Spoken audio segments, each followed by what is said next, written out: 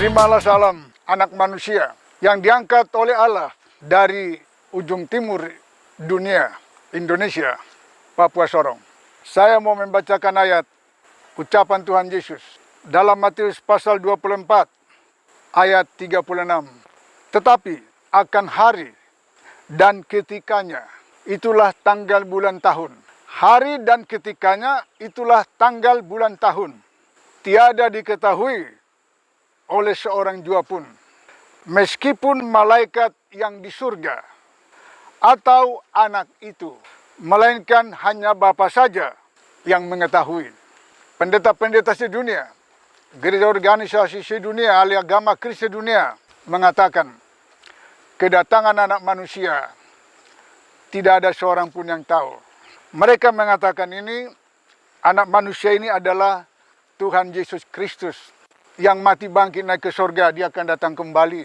Inilah kesesatan, salah tafsir dari pendeta-pendeta agama Kristen sedunia. Anak manusia di sini bukan pribadi Tuhan Yesus Kristus lagi. Sedang yang bernubuat, yang berkata ini adalah Tuhan Yesus Kristus. Berkata anak manusia. Bukan dia yang akan datang kembali. Masakan dia dulu sebagai anak manusia sudah mati bangkit naik ke surga. Lalu dia datang lagi sebagai anak manusia, menganggap dia tetap rendah, tidak bermutu. Dia sudah penuh kemuliaan Allah di sana. Seandainya dia yang datang, dia dengan kebesaran kuasa hadirat, api menghanguskan.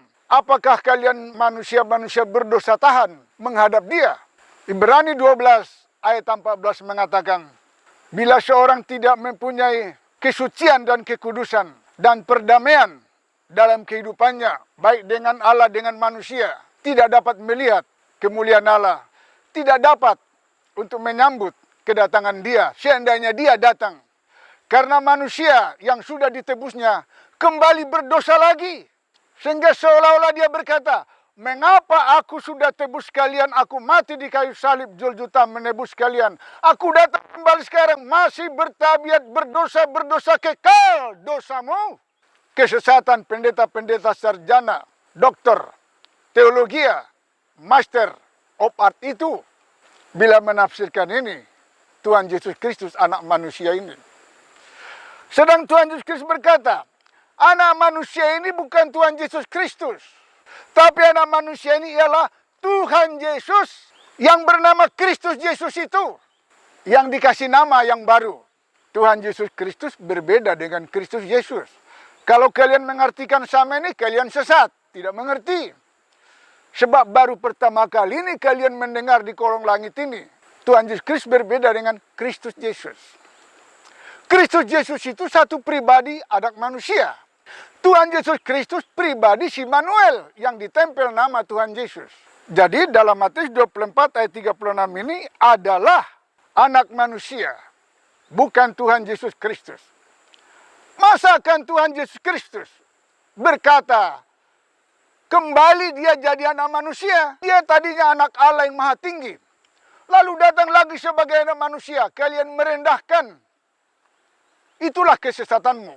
Anak manusia yang dimaksud di sini adalah memang anak manusia yang dari ujung timur, gerbang Golden Gate Israel itu, yang di timur itu. Itulah Papua Sorong. Kalau kalian mengartikan ini Tuhan Yesus Kristus seperti ucapan Tuhan Yesus Kristus dalam Lukas 17 ayat 24 yang mengatakan demikian. Karena seperti kilat yang berkilat, kata Tuhan Yesus Kristus, ujung langit kepada ujung langit yang lain. Ujung langit timur, ujung langit ke barat. Demikian juga kedatangan anak manusia pada harinya itu. Kedatangan anak manusia pada harinya itu, tanggal bulan tahunnya itu, adalah tanggal 10 November 2003. Itulah peristiwa 17 tahun yang lampau. Itulah kedatangan anak manusia yang diumatkan oleh Tuhan Yesus Kristus ini. Karena Tuhan Yesus Kristus ini yang bernubuat. Ayat 25. Tetapi dahulu daripada itu tak dapat tiada ia merasai banyak sengsara dan ditolak oleh bangsa ini, generasi abad ke-21 ini, adalah kalian para pendeta-pendeta sarjana, doktor teologi sedunia, yang menolak kedatangan anak manusia, Mesias kedua sebagai penyelamat setelah Tuhan Yesus Kristus. Kalau kalian menafsirkan ini Tuhan Yesus Kristus lagi, maka genaplah kesesatanmu bahwa Tuhan Yesus Kristus yang sudah disalibkan dahulu di Israel, di Bukit Golgota, dia datang lagi sebagai anak manusia. Lalu dia harus disalibkan lagi di pohon durian, Sumatera, Manado. Bisakah kalian bertepuk tangan akan pengertian yang hebat ini? Saya mengulangi kesesatanmu di dalam ketidakmengertian firman ini. Bila Tuhan Yesus Kristus berkata dalam Lukas 17 ayat 24-25, lalu kalian bilang anak manusia itu adalah Tuhan Yesus Kristus. Dia datang lagi kedua kali, ditolak lagi, disengsarakan lagi, disalibkan lagi. Waras enggak? Halo dunia! Maukah kau mengakui kesesatanmu sekarang? Kebodohanmu? Bisakah kau berkata Rasul Paulus II ini sesat? Hai Nabi palsu kau, penyesat jemaat itu. Sehingga jemaat itu berkata, oh anak manusia itu Tuhan Yesus Kristus. Tidak ada arti lain. Baca ayat ini, baca anak manusia itu. Memang di dalam ayat Alkitab Tuhan Yesus Kristus itu anak manusia. Dia juga anak Allah. Tetapi Tuhan Yesus Kristus berbuat anak manusia itu dari timur. Bukan dari surga kekal. Oh kalian berkata, Filipi 3:20. Tuhan Yesus Kristus datang dari surga. Mengubah tubuh kita. Itu Tuhan Yesus Kristus Omega. Tuhan Yesus Alfa tidak akan datang lagi. Tuhan Yesus Kristus itu Alfa, permulaan, awal. Yang datang Tuhan Yesus akhir. Omega, penutup. Karena di dalam Alkitab ada dua orang yang ditempel nama Tuhan Yesus. Perhatikan, di dalam Alkitab ada dua orang. Bukan satu orang yang ditempel nama Tuhan Yesus. Kita baca ayatnya dalam Wahyu pasal 1 ayat 13.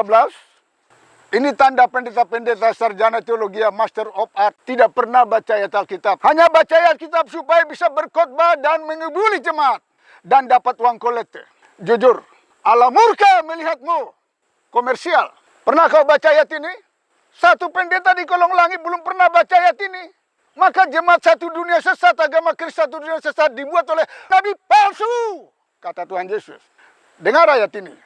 Wahyu 1 ayat 13. Firman Allah yang hidup dalam bahasa sehari-hari. Dan di tengah-tengahnya tampak seseorang yang serupa dengan Yesus. Berarti ada dua Yesus, serupa Yesus. Ada seseorang, berarti orang berdosa ini. Yesus Kristus Immanuel tidak berdosa. Siapa seseorang ini? Ayat Alkitab nanti menjawab. Saya lanjutkan Wahyu 1 ayat 13. Di tengah-tengah tampak seseorang yang serupa dengan Yesus, yang menyebut dirinya anak manusia. Dari timur dunia Indonesia. Bukan dari Israel. Bukan dari surga kekal. Siapa ini? Dua anak manusia. Bukan satu. Tunggal satu. Tetapi di dalamnya ada kekembaran. Kembar. Yesus Kristus. Nama dari Allah. Lihat segitiga Alkitab ini. Segitiga. Bapa. Di tengah-tengah kalimat Yesus. Bapa ini. Bapa kekekalan. Namanya Yesus. Yesus ini. Yang di tengah-tengah segitiga. Ditempel kepada anak.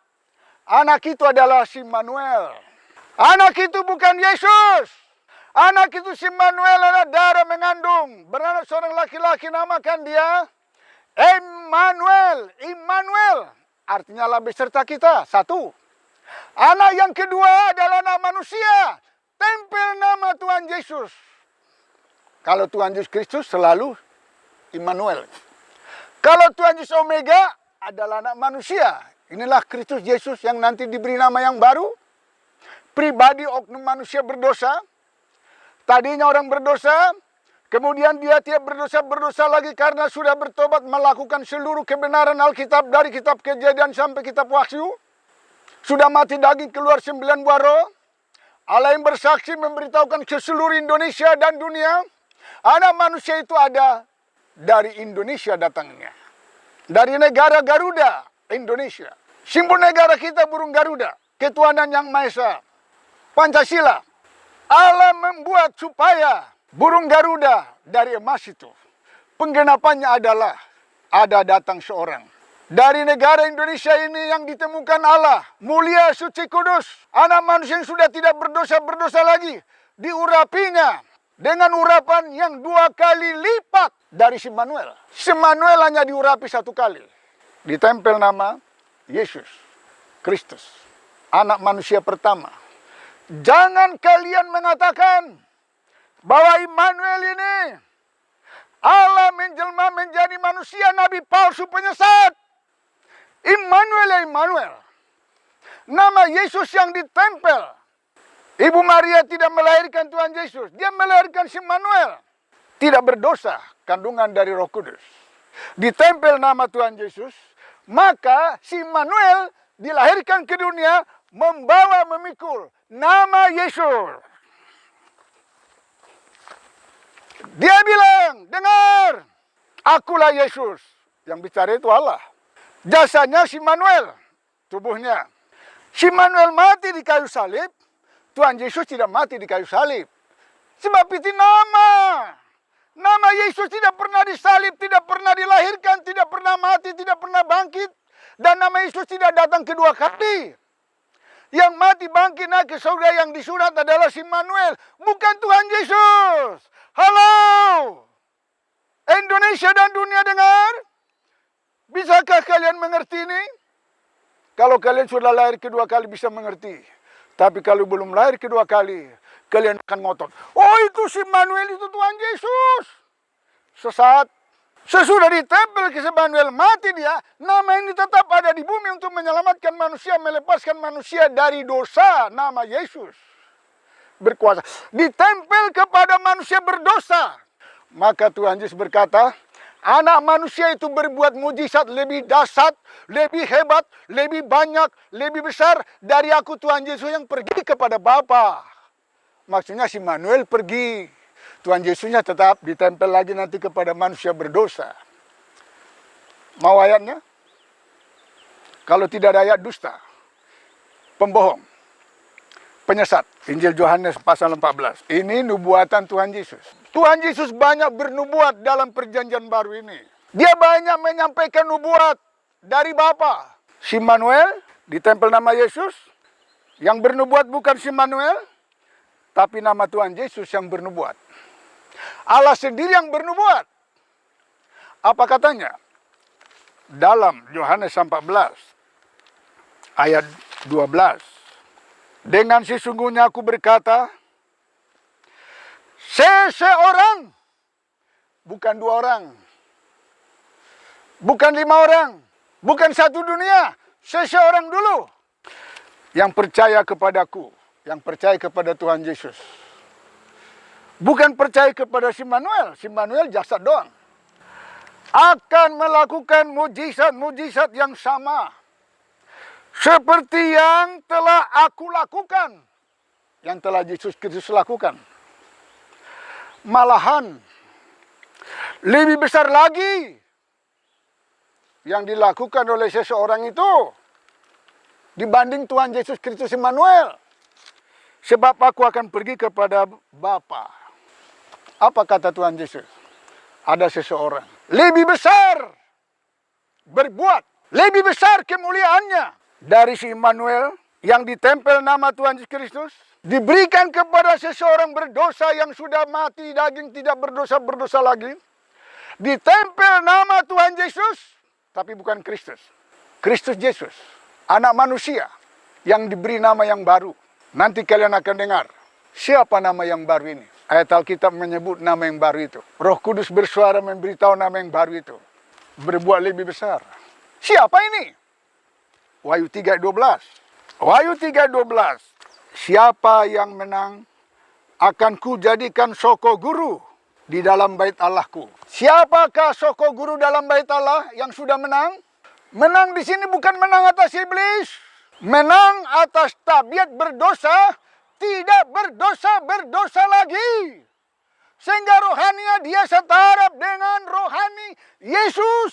Ketika Yesus datang ke dunia berkata, hendaklah kamu sempurna. Hei, orang-orang percaya, seperti Bapamu di surga sempurna adanya. Kalau kalian berkata, tidak ada manusia sempurna di kolong langit, kau pendusta. Makanya kau anak iblis, kau berdusta terus. Siapa yang menang? Anak manusia ini sudah menang atas dosa.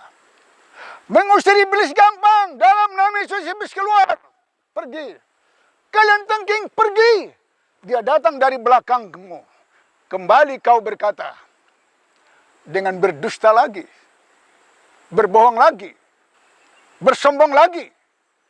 Tabiat dagingmu berdosa sebagai milik iblis. Kau sudah ditebus oleh Yesus Kristus kayu salib berjuta. Kau bilang. Tapi kemudian besok, minggu depan, tahun depan. Berdosa lagi. Kembali menjadi milik iblis lagi. Penebusan sia-sia. Harus datang penebus terakhir. Penyelamat terakhir. Mesias terakhir. Sehingga bila munculnya anak manusia yang tidak berdosa lagi. Dia inilah mantan orang berdosa yang bisa menyelamatkan kau. Orang berdosa. Sehingga kau berhenti berdosa. Bersalah. Kau mesti datang kepada pengajaran anak manusia ini. Kristus Yesus ini. Yang diangkat Allah tersendiri. Saya lanjutkan. Wahyu 3:12. Siapa yang menang akan kujadikan soko guru dalam bait Allahku, dalam rumah Allah Tuhan sedunia. Ia akan terjamin, ia tidak bisa murtad lagi. Seperti Adam dan Hawa dicipta, tidak terjamin murtad lagi. Tuhan Yesus Kristus, nama, ditempel kepada si Manuel. Kalau si Manuel tidak ditempel nama Tuhan Yesus, tapi karena nama ini berkuasa, maka si Manuel menang, mengalahkan iblis. Si Manuel tidak perlu bergumul melawan tabiat berdosa. Sebab di dalamnya tidak ada dosa.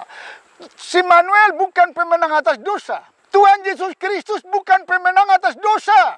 Orang dia nggak ada dosa. Dia nama dari Allah pencipta. Bodoh kalau kalian bilang Tuhan Yesus pemenang. Ya memang dia memang pemenang dari sononya. Tidak ada dosa. Menang dari apa? Dari dosa? Dari iblis. Nggak ada dosa, nggak ada iblis pada dia. Allah mengirim nama yang berkuasa ditempel si Manuel tidak berdosa. Supaya kemudian dia menjadi korban untuk pengampunan dosa. Kemudian dia pergi. Belum selesai pekerjaan yang Yesus lakukan. Apa itu yang belum selesainya? Dia sudah menggenapi domba-domba sembelihan Israel untuk pengampunan dosa diri dia. Untuk pengampunan dosa. Tetapi tabiat berdosamu masih kekal. Walaupun kau sudah percaya Tuhan Yesus betul. Kau masih suka berbohong berdusta betul. Semua pendeta-pendeta berdusta di muka bumi ini. Makanya mesti datang Mesias kedua. Mantan orang berdosa yang tidak berdosa lagi. Yesus Kristus. Nama dari Allah tidak bisa mematikan tabiat berdosamu. Allah pencipta pun tidak bisa mematikan tabiat berdosamu. Mesti kau yang mematikan tabiat berdosamu karena kau berteriak lalu nama Yesus berkuasa ini menolong sehingga kau diselamatkan.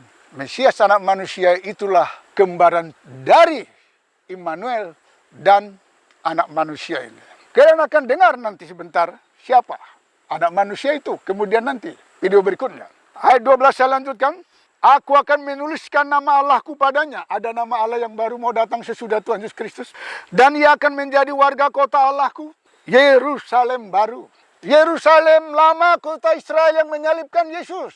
Yerusalem baru adalah orang-orang yang mendengar suara Allah. 1 kali 24 jam permanen ada di sorong.